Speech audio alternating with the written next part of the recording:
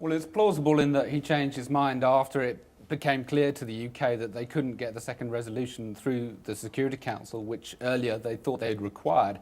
So there's a kind of post facto scrabbling for legal justification in it. But his whole narrative is undermined by two key facts, two key actions by the government itself. First, when they sold 1441 to the Security Council, British diplomats in the council and in public made clear that it was not a war authorising resolution, that it was in fact a last chance for inspections and for peace.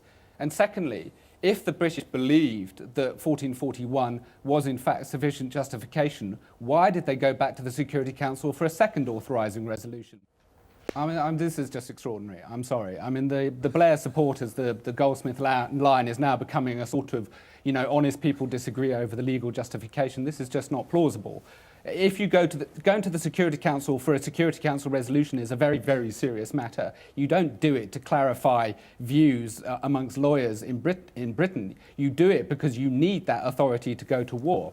Britain must have taken the view before going to the Security Council that it needed that second resolution.